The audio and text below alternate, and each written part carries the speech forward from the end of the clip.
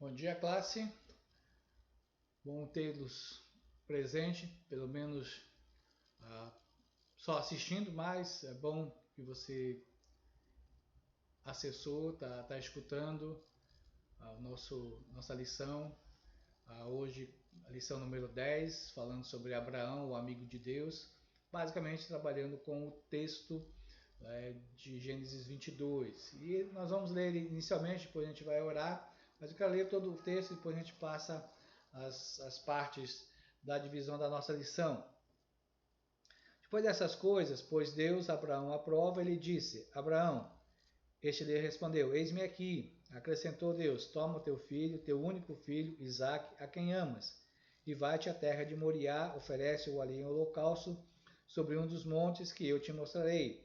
Levantou-se, pois, Abraão de madrugada, e tendo preparado o seu jumento, tomou consigo 2 de seus servos e a Isaque, seu filho, rachou lenha para o holocausto e foi para o lugar que Deus lhe havia indicado. Ao terceiro dia, erguendo Abraão os olhos, viu o lugar de longe. Então disse a seus servos: Esperai aqui, com o jumento, eu e o rapaz iremos até lá, e havendo adorado, voltaremos para junto de vós. Tomou Abraão a lenha do holocausto e a colocou sobre Isaque, seu filho. Ele, porém, levava nas mãos o fogo e o cutelo. Assim caminhavam ambos juntos. Quando Isaque disse a Abraão, seu pai: Meu pai, respondeu Abraão: Eis-me aqui, meu filho. Respondeu-lhe Isaque: Eis o fogo e a lenha, mas onde está o cordeiro para o holocausto? Respondeu Abraão: Deus proverá para si, meu filho, o cordeiro para o holocausto. E seguiram ambos juntos. Chegaram ao lugar que Deus lhe havia designado. Ali edificou Abraão um altar. Sobre ele dispôs a lenha, amarrou Isaque seu filho e o deitou no altar em cima da lenha. E, estendendo a mão, tomou o cutelo para imolar o filho. Mas do céu lhe bradou o anjo do Senhor: Abraão, Abraão. Ele respondeu: Eis-me aqui. Então lhe disse: Não estendas a mão sobre o rapaz, e nada lhe faças, pois agora sei que temes a Deus, porquanto não me negaste o teu filho, o teu único filho. Tendo Abraão erguido os olhos, viu atrás de si um carneiro preso pelos chifres entre os arbustos. Tomou Abraão o carneiro e o ofereceu em holocausto, em lugar de seu filho, e pôs Abraão por nome aquele lugar: O Senhor proverá. Daí dizer-se até o dia de hoje: No monte do Senhor se proverá. Então, ficamos aqui com a palavra, verso 14 do nosso texto. E aí então entendemos a questão toda do nosso Abraão como amigo de Deus. E de maneira introdutória, o autor da revista nos faz pensar sobre esse título, né, Amigo de Deus, que está lá em Isaías, capítulo 41, verso 8. Aí se você ler lá literalmente, a ideia lá, Abraão, meu amigo lá é que me ama. Então o sentido básico ali também envolve a própria eleição de Deus, no sentido que essa palavra, quando Deus falou que a eleição de Israel era fruto realmente do seu amor pela nação de Israel, ou pelas pessoas que fariam parte dessa nação para serem salvos, assim como é para nós da igreja. Somos salvos por causa do amor prévio do nosso Deus. Mas a ideia ali em Isaías não é tanto essa questão, e sim o fato de relacionamento. A ideia de que me ama no sentido daquele que guarda a minha aliança, que faz a minha vontade.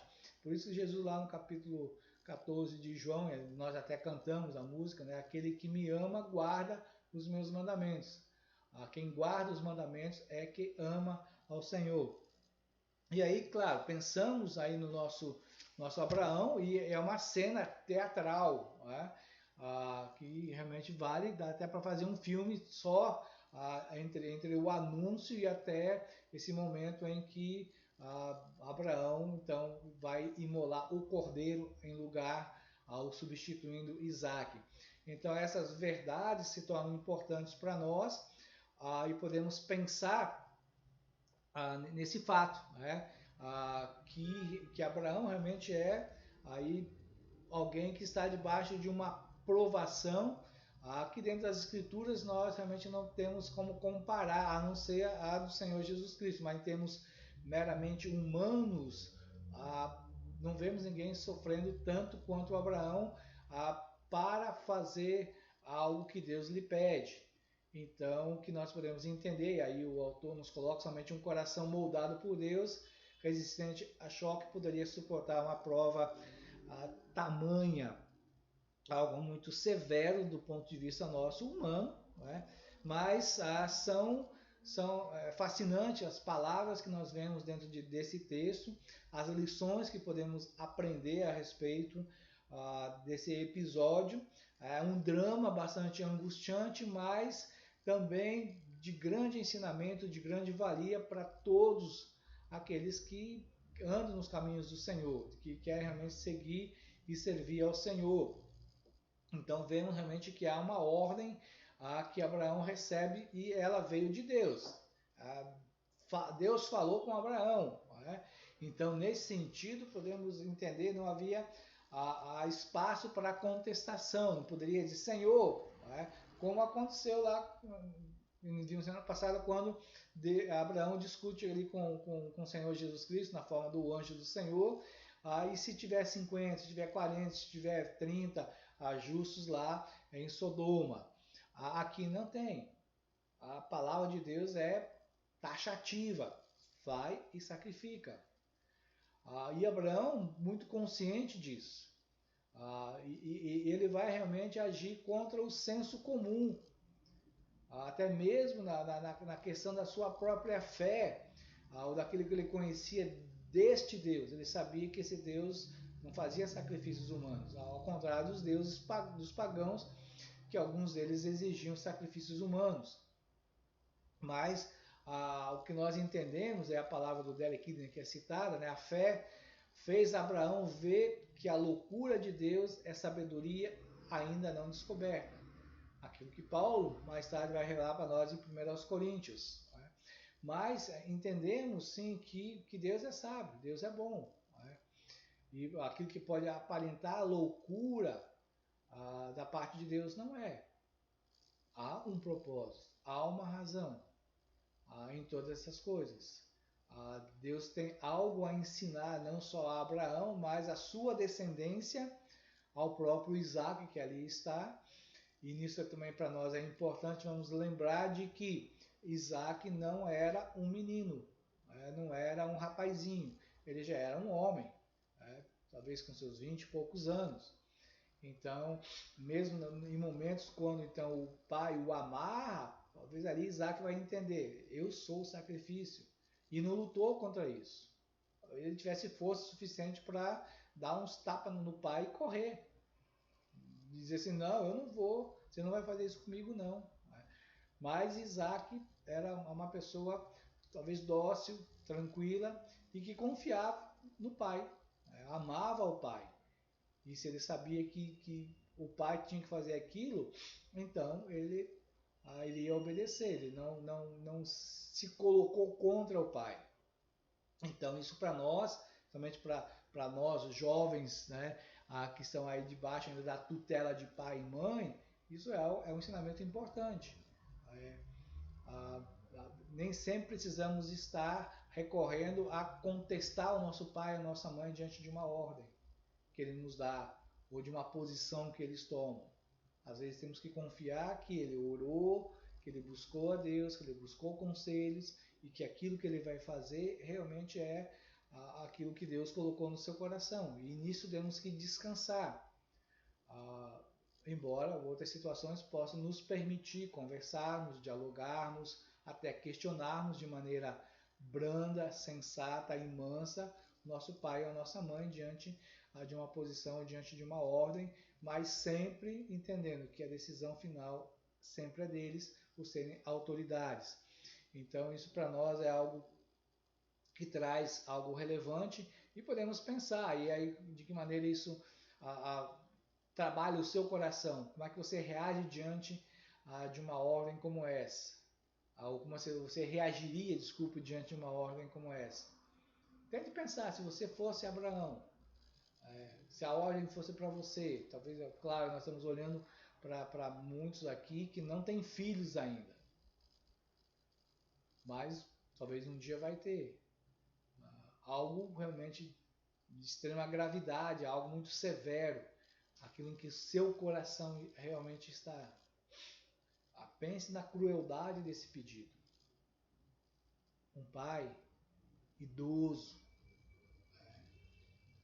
filho único, a quem ele ama, a quem ele está projetando todo o seu futuro, e que talvez está dizendo, eu tenho pouco tempo ainda para viver ao lado, para usufruir da presença, da companhia do meu filho. Perder o filho único é algo difícil, mas perder o filho e ser um instrumento da perda é algo que devia machucar muito Abraão. Talvez os dias que ele vivenciou isso entre a ordem e a chegada lá no Monte Moriá, remoeu. Não sei se ele conseguiu dormir tranquilamente. Então, lá no céu a gente pergunta para Abraão, você conseguiu dormir bem? Botou a cabeça lá na pedra, puxou a rede por cima do corpo e deu aquele ronco gostoso? Ou ficou virando de um lado para o outro, contando as estrelas, dizendo assim, Senhor, por que isso? Por que comigo? O que foi que eu fiz para o Senhor? Eu creio que Abraão talvez não pensou isso. Talvez ele tivesse a certeza de que, se Deus está pedindo, Deus tem uma solução a apresentar. Ele quer que eu faça isso, eu vou fazer. Eu vou descansar na sabedoria de Deus, no poder de Deus, na graça de Deus, na misericórdia de Deus, na retidão desse Deus que eu já conheço. E nós temos muito mais informações sobre Deus do que tinha Abraão. Pense nisso, você é bem mais privilegiado. Nós somos muito mais privilegiados por entendermos essas coisas muito mais do que Abraão tinha naquela época. Nos versos 3 e 4 diz que Abraão demonstrou uma obediência imediata. Ele não pestanejou, ele não foi tirar qualquer coisa ali de alternativa. Ele simplesmente foi aprovar na medida da sua obediência a Deus. Ele foi e obedeceu. Arrumou, pegou lenha, chamou os servos, preparou o jumento, preparou Isaac, se manda, vamos embora. É isso que o Senhor quer? Nós vamos fazer dessa maneira. Então, para nós, isso é realmente algo importante, no sentido de que há uma dificuldade, há uma dor envolvendo toda a situação, mas ele obedeceu. Será que você tem tamanha prontidão? Ele decidiu abrir mão de tudo para obedecer a Deus. E ele fez isso. Abrir mão do seu amor, do seu filho, abrir mão da sua dignidade, talvez do respeito diante das pessoas, se vissem, matei Isaac, Deus me mandou sacrificar. Os problemas que ele poderia enfrentar, de repente depois com a mãe, com Sara, mas ele abriu mão para obedecer. Eu creio que nós não teremos tamanhas dificuldades, durezas em um pedido de Deus, mas muitas coisas serão difíceis. Eu lembro da história de uma moça que entendia o chamado. Eu realmente não sei mais, não tenho mais contato com ela, se ela foi realmente para o campo missionário, mas ela, noiva de um rapaz crente, de uma boa família crente da igreja, pessoas até certo ponto com certa posse, mas com o casamento já marcado, mas ela entendia, Deus me chamou para o campo missionário. E aquilo incomodou, o tempo de namoro, o noivado, mas o noivo dizia, olha, Deus não me chamou, Deus quer que eu fique aqui, eu continue desenvolvendo a empresa do meu pai, eu vou continuar ajudando missionários a irem, eu vou de vez em quando visitar um campo ou outro, mas Deus não me chamou para ir lá, Deus me chamou para ficar e trabalhar aqui. Mas isso a incomodou, ao ponto de dizer, Senhor, é isso que o Senhor quer para a minha vida. E aí chegou e teve a coragem de chamar o noivo, a família do noivo e dizer, olha, Deus tem uma ordem para mim, Deus tem um chamado para mim.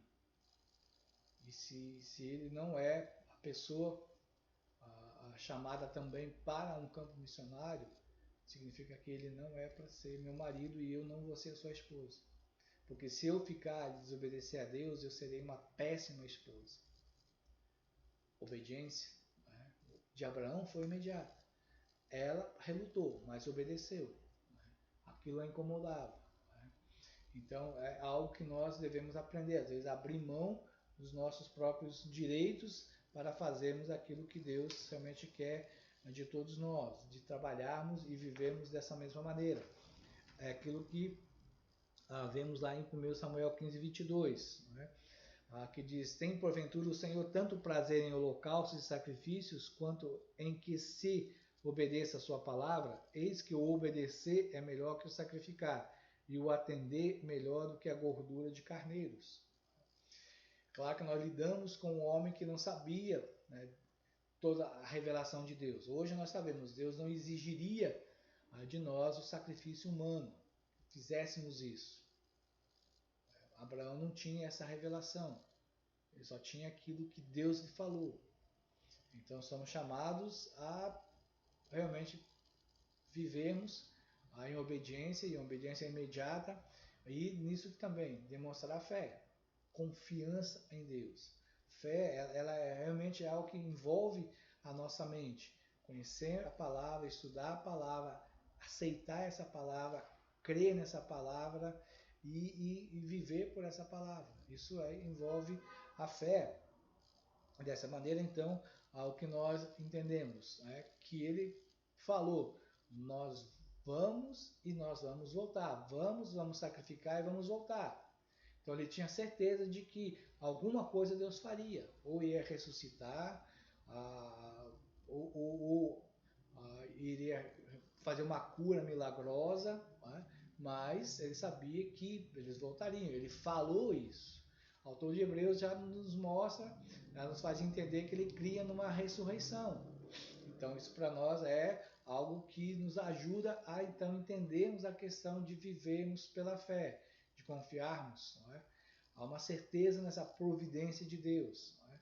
É uma doutrina que não está explícita, a ideia da providência de Deus, poucas vezes nós veremos na palavra de Deus, mas aqui vemos o Deus proverá. Mas a doutrina, ela é extensiva a todas as escrituras, né? Principalmente naquilo que tange as questões do uso da criação por Deus para situações que envolvem os seus escolhidos, para que o seu plano eterno seja realizado. Nas escrituras vamos observando isso de maneira bastante clara.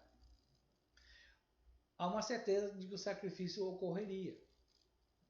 Ele falou isso, Exército 9 e 10 confirmam que haveria o sacrifício. Ele subiu, falou que haveria o sacrifício, que Deus falou para Isaac, Deus proverá, Deus dará o sacrifício. Fé, algo importante para nós. Precisamos ler a palavra, conhecer a palavra, isso vai fortificar a nossa fé. Ela precisa de elementos construídos que a ajudem. A nossa fé não é cega, fé não é salto no escuro, fé se alimenta da palavra, a fé é estruturada na palavra, ela lida com as questões que estão contidas na palavra, isso é viver pela fé. Nós sabemos para onde nós estamos indo, eu sei em quem eu confio, conheço o caráter de Deus, isso é fé, é viver pela fé. A Deus disse que não devo ter um casamento misto, um relacionamento misto, então eu olho para o Deus que me ama, o Deus que me deu um mandamento, o Deus que me dá ordens de saber, não é julgo desigual, não devo viver em julgo desigual. Deus quer que eu me alie a alguém em casamento para que seja realmente alguém que professe a mesma fé que eu. Deus também diz que o sexo é só para dentro do casamento, com a pessoa com quem você está casada. Então, como jovem, não fico aí dando tiro para todo lado, né? E mesmo que as oportunidades de praticar sexo aconteça, não devo dizer não, devo resistir, porque Deus me deu uma ordem. Isso é viver pela fé. Eu sei quem é esse Deus, ele me ama. E se ele disse não para isso, não é porque ele quer ser um desmancha-prazer. Se Deus diz que não devo me embebedar, então eu devo dizer, não a bebida, não preciso dela. Ela não é necessária. A bebida, o cigarro ou a droga, eu posso ser feliz, eu posso me alegrar com outras coisas, não com essas coisas mundanas, não com essas coisas passageiras e, em certo ponto, escravizadoras. Porque ele deu isso, porque ele me ama, porque ele sabe que essas coisas estão ligadas ao pecado, que o pecado nos escraviza e o pecado nos distancia dele. Isso é viver pela fé, é confiar que Deus sabe o que é melhor. Então, dessa maneira, nós vamos andar, vamos viver como Abraão viveu, pela fé. Então, pensemos, o que conhecemos de Deus é capaz de nos dar vitória nas adversidades? E o desafio, na verdade, é conheça mais esse Deus. Aquilo que você já sabe de Deus, como Abraão, aquilo que ele já conhecia de Deus, realmente o ajudou, o sustentou nessas adversidades, a ele realmente servir ao Senhor e buscar vitória. Principalmente nessa que seria a sua maior adversidade, a sua grande provação. Ele sabia quem é o seu Deus, o poder desse Deus. Confiava na palavra desse Deus. E por isso ele seguiu servindo a esse Deus e obedecendo ao Senhor. Abraão recebeu uma contra-ordem do céu, os versos 11 e 12. Né? Em que sentido isso envolve? Né? Pensamos nessa narrativa, até certo ponto, meio dolorida, até mesmo de nós pensarmos e lermos. Isaac está amarrado, colocado sobre o holocausto, as lenhas lá arrumadas, o local em que colocaria, né, o fogo, talvez a chama já lá, a tocha já estava acesa ao redor, o cutelo ou o terçado, né? E ali então o que nós vemos? Né? Vemos um rapaz, vemos um homem voluntariamente submetido ao Pai e que espera o golpe final. E Deus também espera esse golpe final. Ele vê a mão de Abraão se levantar, pronto, o coração dizendo, agora, não tem mais volta, vou obedecer, vou fazer. E aí então vem a ordem de Deus para que não faça nada ao rapaz. Eu sei que você me teme. É algo fascinante a palavra de Deus. Não há nenhum impedimento para que o sacrifício aconteça. Mas também nenhum ferimento vai acontecer, nenhum dano ao rapaz, ao Isaac. Deus agiu no devido momento. E o que nós entendemos de tudo isso é que também que essa situação para nós ela é importante no sentido, antes de passarmos aí essa parte mais da reflexão, é pensarmos que isso se torna também não só uma ilustração, mas também uma base para a doutrina da substituição.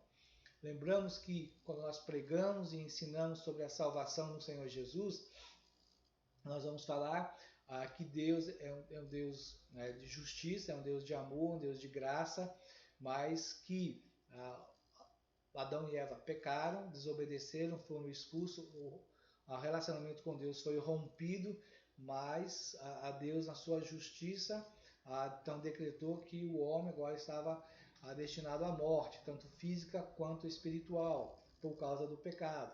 E dessa maneira, então, Deus também fez uma promessa de que traria a salvação. E como ele ia fazer isso? Como ele fez isso? Através do Senhor Jesus.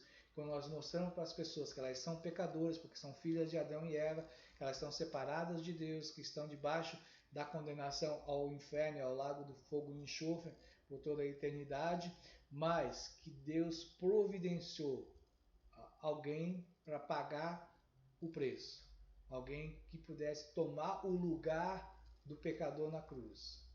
Então a gente mostra para essas pessoas, fala, olha, Jesus veio para morrer em lugar. Se você crê no Senhor Jesus, se você receber Jesus como seu Senhor e Salvador, se você entender essa verdade, você entende que você foi substituído, que Jesus foi à cruz no seu lugar. E aí pode usar esse exemplo, assim como Deus providenciou um cordeiro que substituiu Isaac para ser sacrificado, assim Deus substituiu Jesus porque o nosso sacrifício não seria aceito, porque nós somos pecadores. Então o sacrifício perfeito é o Senhor Jesus e ele nos substitui. George Miller, se você não conhece, vá atrás, tente descobrir George Miller, que é considerado um homem de fé, alguém realmente movido pela oração. Conheça a história, é fascinante a história de George Miller. Ele diz: em 1000 aflições, não são 500 delas que cooperam para o bem do crente, mas 999 e mais uma, as 1000. Ou seja, todas as aflições pelas quais nós passamos, elas vão cooperar para o nosso bem. Tudo que Deus permite a nós, que deve ser analisada e vista e entendida como dificuldade, problemas, dores, calamidades, elas cooperam para o nosso bem. Aquilo que nos aflige pela dor, pelo sofrimento, pela angústia, pela necessidade, elas cooperam para o nosso bem. Nada é sem propósito. Deus não faz as coisas por acaso. Deus não esquece o que está fazendo ao nosso redor e é pego de surpresa quando algo tão ruim acontece. Deus está no controle. Ele controla cada coisa. Pode ser o vírus, né, que não pega você, ou pode ser o vírus que pegou você, ou pegou alguém da sua família, o vírus que foi curado, mas também em alguns casos o vírus que não foi curado e levou ao óbito. Há um propósito de Deus na vida da pessoa, mas também na nossa que estamos ao redor, como familiares, como amigos, como irmãos na fé. Indo avante, dessa maneira então Abraão conheceu o Jeová Jiré, ou Deus proverá. Na verdade é o Deus pelo qual Abraão se torna conhecido. Quando falamos o Deus proverá, sempre vamos lembrar de Abraão e essa história que envolve lá a Isaac, o cordeiro e o sacrifício no Monte Moriá. Então, dessa maneira que nós vemos ali, o brado da voz realmente nesse sentido. O Deus que provê não pede o impossível dos seus filhos. Podia ser aos nossos olhos algo impossível. Talvez para muitas pessoas, se fossem conversar com Abraão naquele momento, e que Abraão, talvez ao redor de uma fogueira, comendo um churrasquinho de cordeiro, falasse: olha, vou sacrificar Isaac. Deus me mandou, estou indo para lá. Não é? Talvez alguns iam tentar impedir Abraão e dizer: Deus está pedindo o impossível. Não é impossível. Não foi o impossível. Tanto que Abraão foi até quase a consequência final. Porque Deus tinha um alvo, um propósito na aprovação para com Abraão. Então, Deus não pede o impossível para seus filhos. Algumas coisas, às vezes eu olho para a vida de pessoas e digo: não sei se eu suportaria passar o que certas pessoas estão passando. Não sei se eu aguentaria o sofrimento que tal pessoa está passando. Ou a dor no corpo, ou a perda que aconteceu. Talvez eu falo para Deus: olha, obrigado porque não foi comigo. Obrigado porque se fosse comigo, talvez eu chutaria o balde, eu romperia, eu deixaria, porque a minha fé é fraca. Porque eu não aguentaria suportar isso. Mas Deus não dá nada impossível para aqueles que são dele. Deus capacita aqueles que lhe obedecem. provação e a tentação, em muitos casos, não é maior do que aquilo que ele já construiu em nós. Ela sempre é gradativa. Talvez uma comparação meio absurda seria pegar uma criança de 10 anos, colocar numa sala de aula e passar uma prova de física do Enem para ela. Não sabe, talvez não vai conseguir entender nenhuma pergunta que está lá, porque são coisas diferentes. Ela não está preparada para aquilo, porque é muito alto, é muito profundo, precisa de muito mais conteúdo para poder resolver aquilo. Mas se você pegar alguém que já está na faculdade de física e der uma prova de quinta série, é moleza, ele vai tirar de letra. Então, muitas vezes Deus vai fazendo isso. Essa pessoa que já é experimentada, ele vai dando. Algumas aparentemente são mais simples. Outras vão se tornando mais difíceis, chegando até o nível que a pessoa está. E o que ele quer realmente é que ele seja glorificado, que nós possamos depender dele, que nós possamos buscá-lo, que nós possamos nos agradar dele, possamos andar nos seus caminhos, fazendo a sua vontade, sendo gratos. Se você ainda não leu, eu já falei aqui, já até cheguei a citar aí o livro da Elizabeth Elliot, O Sofrimento Não É em Vão. É excelente. Ela contar não só as histórias da vida dela, os sofrimentos e as aflições pelas quais ela passou, mas as oportunidades que ela teve de ajudar pessoas usando o seu próprio sofrimento, aquilo que ela conhecia de literatura de outras pessoas que passaram por sofrimento, porque ela diz, em alguns casos, eu não sei o que essa pessoa está passando. Como no caso, quando ela fala de que alguém lhe escreve falando que ela estava com um filho no leito de morte, e provavelmente aquela criança, pela doença, isso talvez há 30 anos atrás, não tendo os recursos suficientes, a criança iria morrer como de fato morreu. E ela diz, eu não sei o que é perder um filho. Ela sabia que era ter perdido 2 maridos, mas não sabia o que era perder um filho. Mas ela pega a história de alguém, as palavras de alguém que passou por essa perda e diz, olha, essa pessoa escreveu isso, isso, isso. Então, as histórias são importantes no sentido de que nós podemos compartilhar o que pessoas que passam por situações, elas têm mais condições de ajudar aquelas outras que estão passando por situações similares.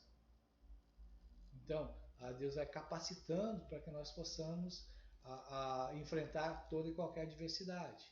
E se nós somos confrontados com uma situação da qual nós não passemos ou não passamos por aquela provação, nós vamos saber de outras pessoas que passaram e vão ajudar, ou pelo menos vão indicar para nós caminhos de podermos ajudar pessoas ou sermos também ajudados naquela situação.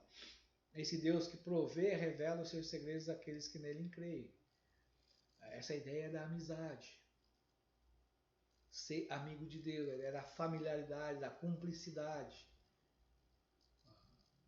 Com certeza, se você pode pensar aí no seu amigo, aquele amigo mais achegado, aquela pessoa mais confidente de você, com certeza ela sabe coisas de você que eu não sei, e talvez um outro do grupo nosso também não sabe, porque não é realmente amigo chegado, não é o confidente, não é aquele amigo íntimo.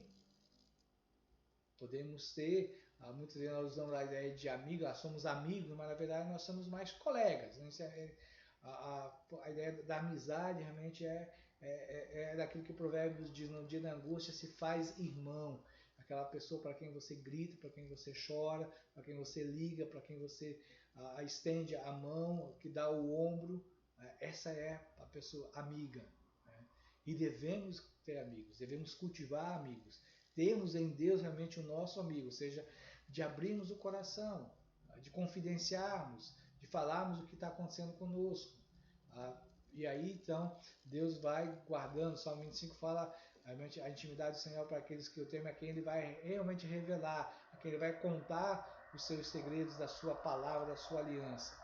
Isso é para nós que realmente ouvimos o Senhor e aprendemos o Senhor. Então, ao que nós olhamos e aprendemos, é o verso que nós não lemos, de 15 até o 19, quando realmente existe a palavra, né?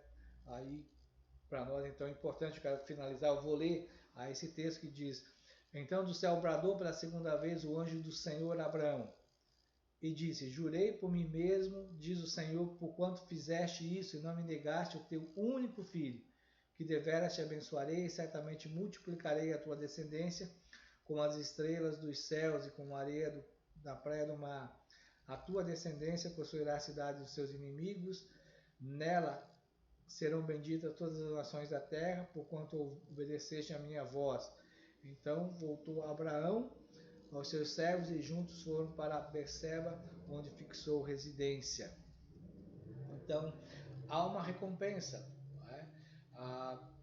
Na verdade, há promessas, aqui é a ratificação da promessa.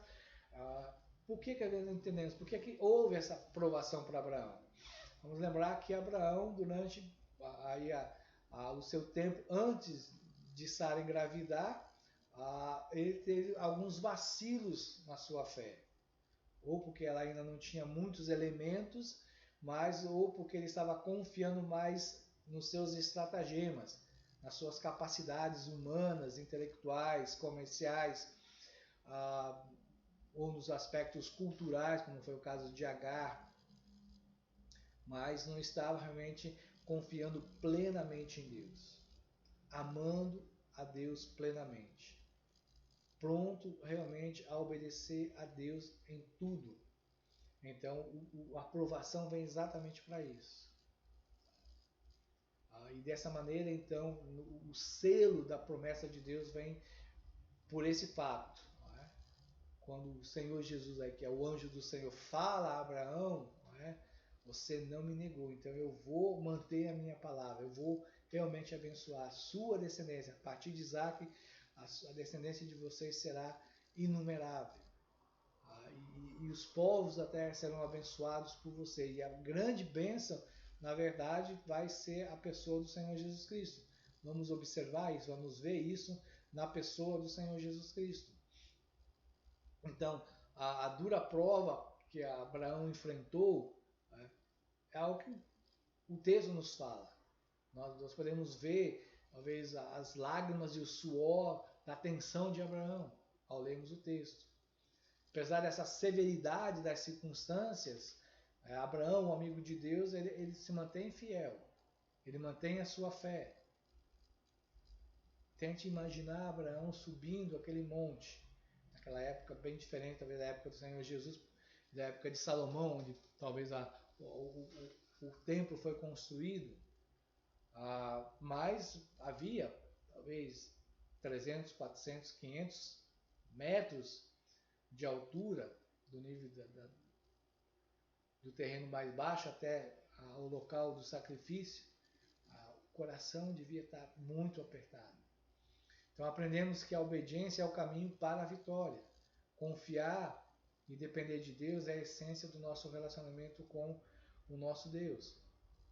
Então, o que nós pensamos, o que nós observamos nisso, que Deus realmente quer que nós possamos seguir firme, obedecendo o nosso Deus. Oremos. Te dou graças, Senhor Deus, pela Tua palavra, te dou graças porque o Senhor tem sido bom para conosco. Obrigado porque o Senhor nos capacita a enfrentarmos as dificuldades que o Senhor nos dá e que essas dificuldades, na verdade, elas são para nos aproximar do Senhor, para que possamos desenvolver a imagem de Deus em nós, possamos realmente reproduzir, retratar o caráter do Senhor Jesus. Ajuda-nos em meio às adversidades, os problemas, as dificuldades, a agirmos como Abraão, em fé, em obediência. Que o Senhor nos abençoe, eu oro no nome do Senhor Jesus. Amém.